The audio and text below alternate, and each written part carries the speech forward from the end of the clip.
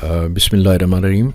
Lately, I have asked a question about accessing the web server certificate chains, particularly the people on the Oracle Cloud using the Java Spring Boot. And in this video, I demonstrate a very simple way to access the server certificate chains.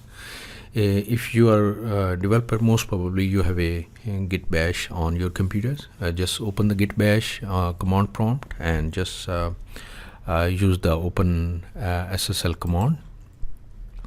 So here's the command. I'm just connecting to my personal website. I'm wajidkhan.com, and I'm trying to access the full server certificate chains. So this is the command. You can replace the whatever the URL or API you are trying to access. And once you execute the command, you go to the web server and bring you the full certificate chain here. So the important thing is you can also see the expiry dates of the certificates, and the all root certificate, intermediate, any other certificates, full certificate chain. So most of the certificate, the important thing is you can see the begin certificate and end certificate. So these are the start and end of the certificate.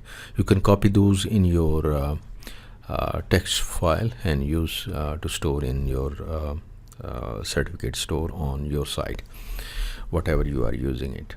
So this is very simple. So you as a developer, most probably you have a git bash on your computer. You just go there and use the open SSL command, and whatever the URL you are trying to access the certificate chain, just give us, and the system will go there and bring all the public certificate in front of you, the full chain, and you can use them wherever you want to use.